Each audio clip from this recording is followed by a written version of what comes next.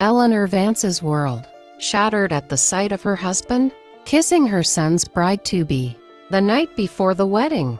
But the true terror didn't begin until her son pulled her aside, his voice a ghost in the gilded dark. "Mom, I already knew," he whispered. "And it's worse than you think. He didn't just steal my fiancée. I think he murdered my father. Now, to trap a killer who wears the face of the man she loves, Eleanor must walk her son down the aisle, toast the happy couple, and pretend her perfect life isn't a beautiful, gilded cage built on a grave." The laughter was a crystal thing, sharp and expensive, skating over the surface of the perfectly tuned grand piano. Eleanor Vance stood at the threshold of the great room, her hand resting lightly on the carved mahogany doorframe, and performed her nightly ritual of audit. Everything was, to the untrained eye, flawless. The light from the baccarat chandelier fell in a warm, forgiving glow upon the 60 guests, the old money titans, the new tech sovereigns, the social arbiters whose presence alone consecrated an event. The long table was a river of starched ivory linen, bordered by a squadron of spode china and glinting Tiffany silverware that had been in Robert's family for generations. At the center, orchids from her own greenhouse Phalaenopsis amabilis arched their delicate necks, their white petals like frozen moth wings in the candlelight. Her gaze swept the room, landing on its pillars. There was Liam, her son, at the far end, leaning in to listen to something the mayor was saying. At 30, he had Robert's strong jaw and her own watchful gray eyes, but the focused intensity was all his own. The boy who'd built a gaming engine in his dorm room was now the man whose tech firm was whispered about in the same breath as giants. Tonight, pride shone from him, a quiet, steady flame. He caught her eye and offered a small, private smile. "My son," she thought, her heart clenching with a love so fierce it was almost painful.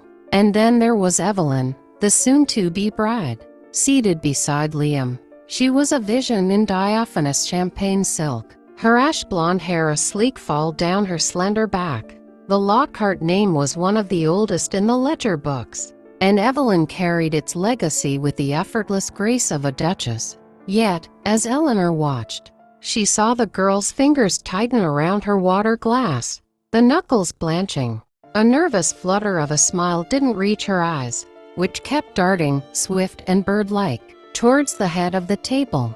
Eleanor's own eyes followed the trajectory, settling on David, her husband, her second chance. He was holding court, of course. David Whitmore, at 45, was a man who occupied space like a beloved theorem elegant, proven, indispensable. His charcoal suit was tailored to his surgeon's frame, and his smile as he recounted a benign, charming anecdote was a tool of impeccable precision.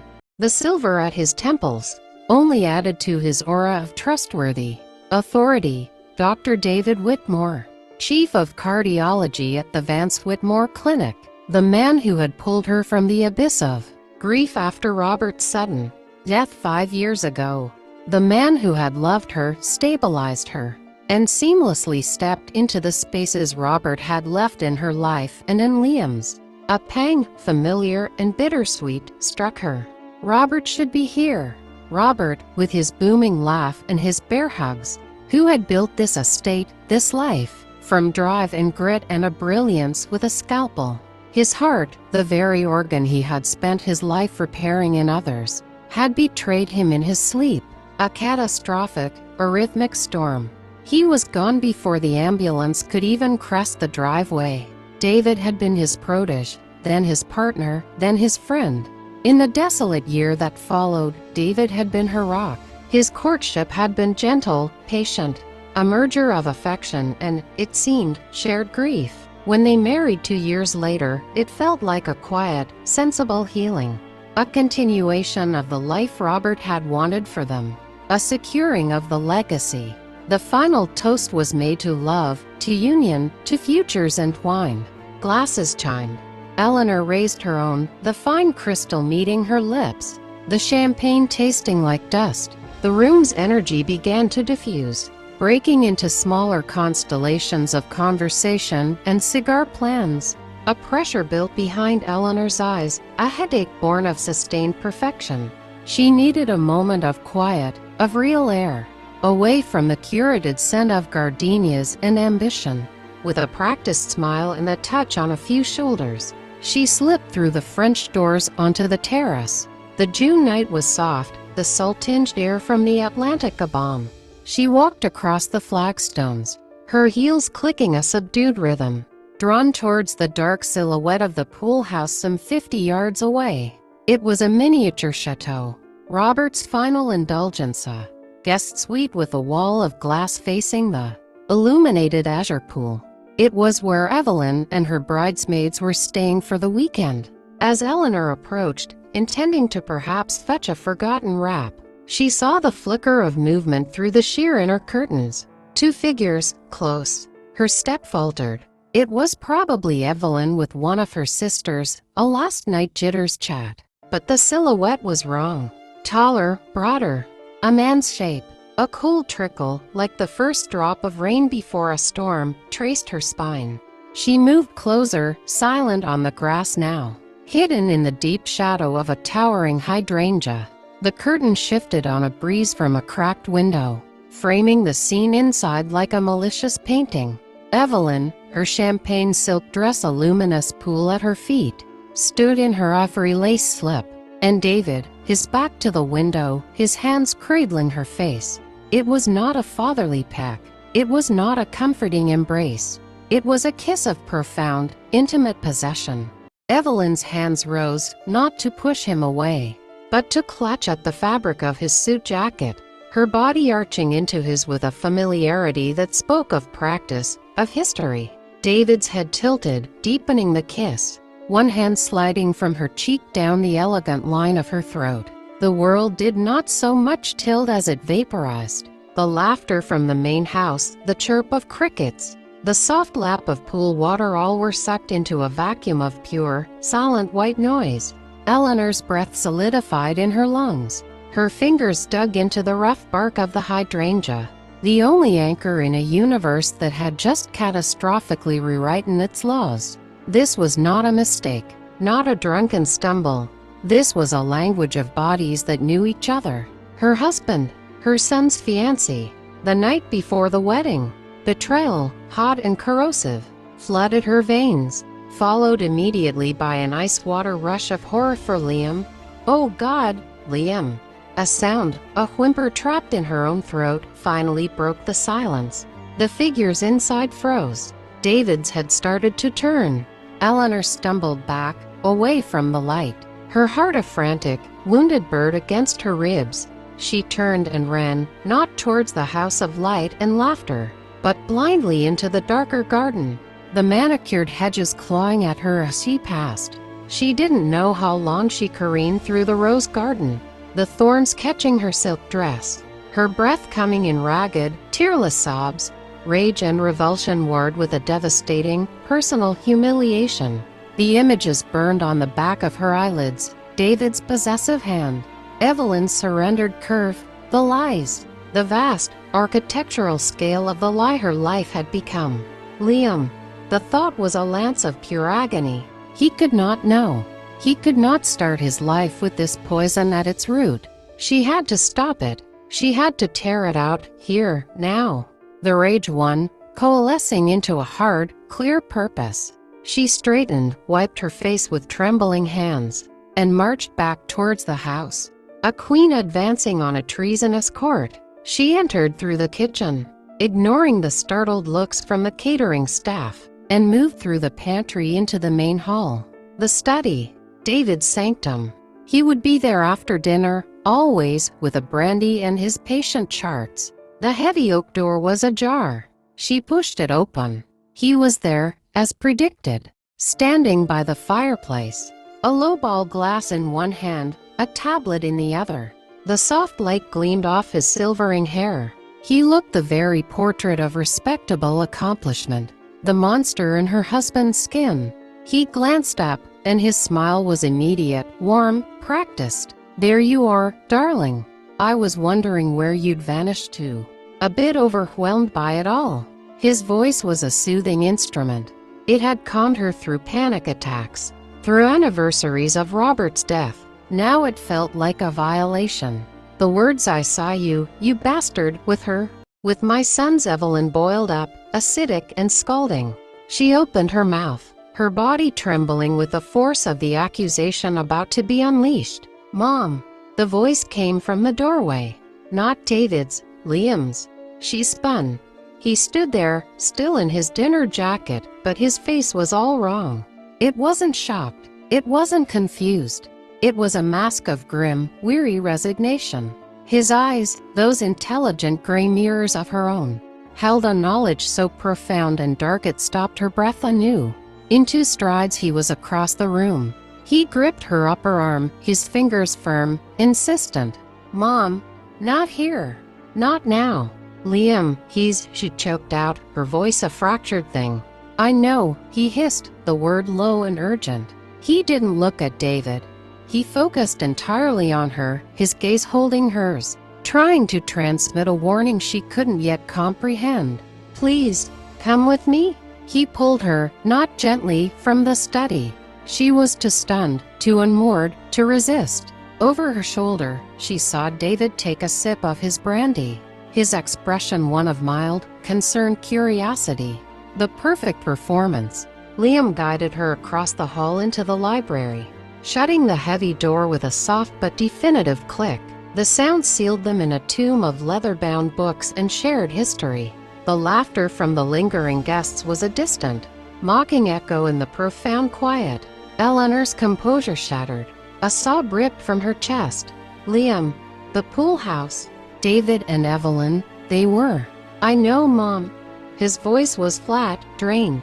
He leaned against his father's old desk, the one Robert had loved, looking suddenly younger and older all at once. "I've known for months." The admission was a second blow. "You've known, and you said nothing. You're still marrying her?" Disbelief curdled into a new kind of hurt. "What you saw," Liam said, pushing off the desk and coming to stand before her, "isn't the secret. It's the symptom. A disgusting, ugly symptom of something cancerous." He reached for her hands. They were ice. His were warm, steady. "Evelyn came to me 10 weeks ago. She was a mess, terrified. She confessed to the affair. Said it had started about 6 months ago, that David pursued her relentlessly. But she said," he paused, swallowing hard. "She said she felt trapped, that David had leverage, that if she broke it off, or if she didn't go through with the wedding to me, something terrible would happen. She begged me to call it off, but she wouldn't tell me why. She was too scared." Eleanor stared, trying to process. Leverage? What could he possibly have on a Lockhart? I didn't know. But her fear was real. So, I started looking. Not at her. At him. Liam's jaw tightened. I used every resource I had. Every back-channel connection from the old hacking days you never approved of. I began with his finances, his clinic records, his past. And I started to find anomalies. Anomalies.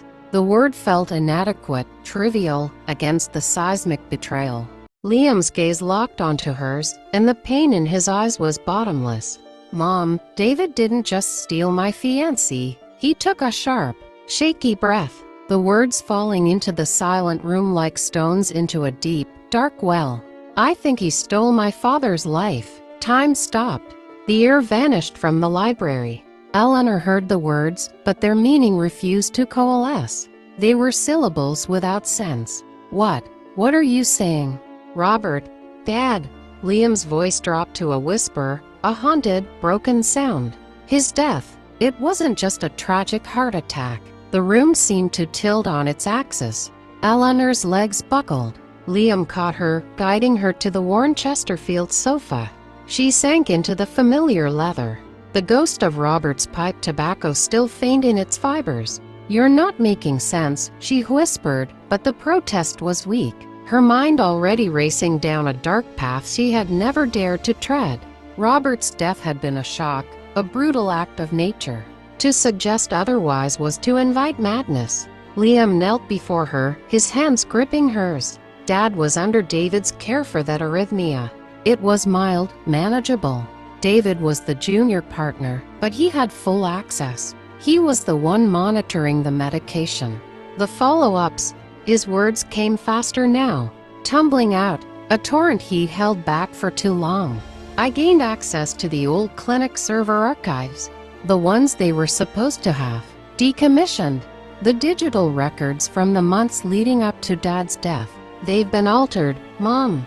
Altered. The word was a breath. Subtly. A digital adjustment to the dosage log for his beta blockers. A tiny, almost imperceptible change in the intervals. In the ECG report from his last checkup, 3 days before he died, there's a flagged anomaly that wasn't in the original printout we were given. It's a pattern. A pattern of someone slowly, carefully, increasing the strain on a compromised heart, while making it look like standard, even cautious, care. Eleanor shook her head, a frantic, involuntary motion. No, Liam. David loved your father. He was devastated when he died. He was my rock. He was positioning himself. Liam's whisper was fierce. Think about it, Mom. With Dad gone, he became the senior partner. The clinic was renamed Vance Whitmore. He inherited Dad's professional stature. And then, he inherited you. He secured the entire Vance legacy in one fell swoop. He went from a talented junior doctor to the head of a prestigious clinic, married to its wealthy, well-connected widow. It's not a crime of passion. It's a corporate takeover. A hostile one. The cold was seeping into her bones. A glacial creep that had nothing to do with the room's temperature. Memories, once viewed through the soft focus of grief and gratitude, now sharpened with horrifying clarity. David's unwavering support in the immediate aftermath. His gentle steering of the clinic's transition. His patient, persistent courtship. The way he had, over time, encouraged her to let go of Robert's things. To redecorate, to think of the future. Had it been comfort or consolidation? We have no proof, she heard herself say, the voice that of a stranger. Digital records can be corrupted, misinterpreted. I know it's not enough for a court, Liam said, but it's enough for me. And I found something else. A series of remote logins to Dad's patient file. From an IP address that traces back to David's home study. They occurred late at night, in the final week, the night before Dad died. Someone using his credentials accessed the file and made those final dosage adjustments. A vivid, unwelcome image flashed in Eleanor's mind. David, in this very house, in his study, bathed in the blue light of a monitor, calmly rewriting her husband's fate with keystrokes, while she slept, oblivious, down the hall. Nausea rose, bitter and burning. She pressed a hand to her mouth. Mom, listen to me. Liam's voice cut through the vertigo. David is powerful. He's connected. Half the people here tonight owe him favors, or are his patients. If we confront him now, with only this circumstantial digital trail, he'll explain it away. He'll discredit me as a jealous son, you as a grieving, unstable widow. He'll bury the evidence deeper than we can ever dig, and we will never get justice for Dad. The word justice hung in the air, a foreign, terrifying concept. What are you saying? Eleanor whispered. The wedding has to go on. She jerked her head up. What? Liam, you cannot marry that girl knowing what she's done, what he's done. I'm not marrying her for love, he said, his voice chillingly pragmatic. I'm marrying her for access, for alliance. Evelyn is a victim in this too. I believe that now. She's a piece on his board.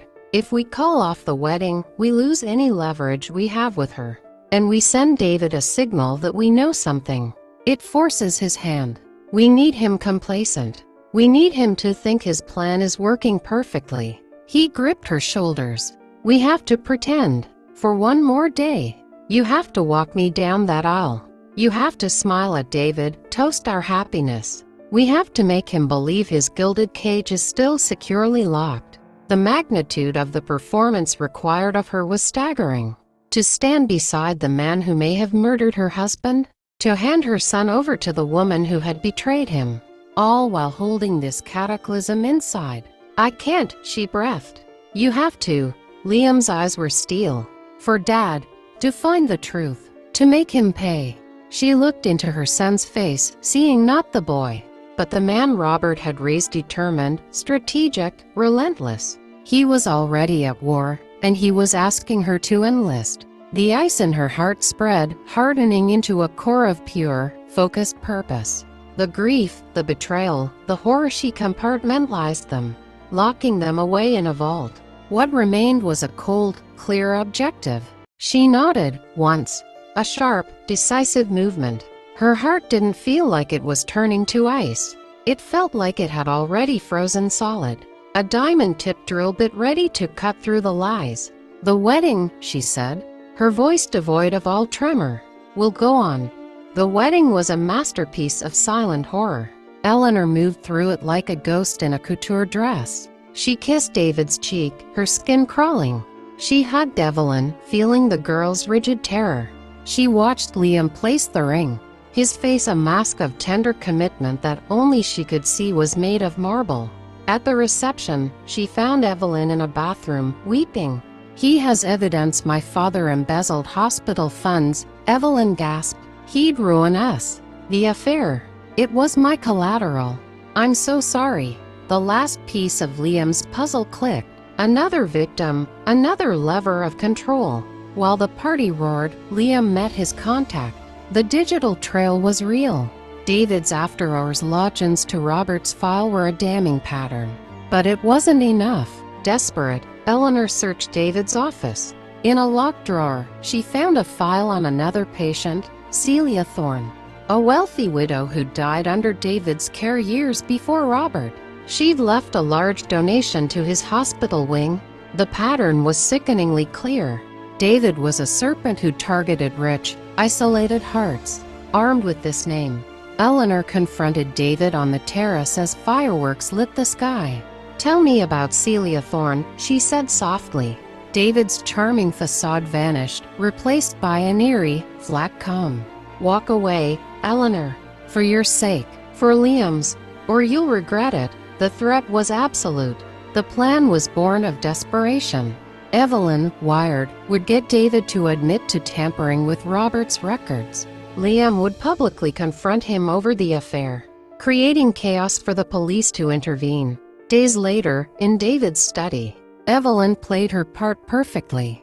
A scared girl seeking reassurance. "Robert's records. You changed them, didn't you? To help him?"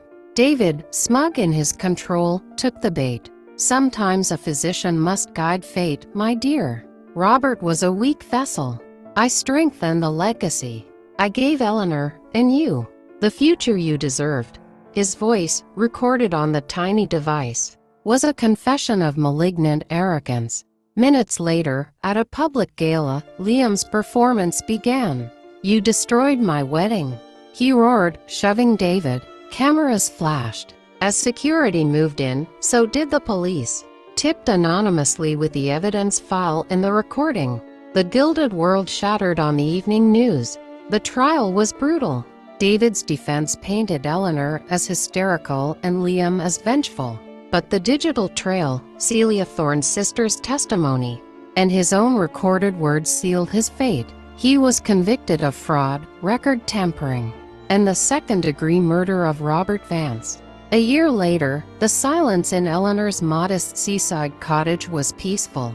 She hosted a small dinner. Liam was there, his company thriving independently. Evelyn, now studying law to help others, laughed freely. Celia's sister told a story that ended in genuine smiles. The table was simple, the china plain, but the conversation was real. The silence between them was no longer a gilded cage, but a space filled with trust, hard-won and true.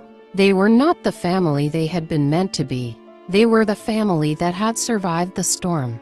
Their foundations not of money and lies, but of the truth they had fought for, together. The gilded silence was finally, blessedly, broken.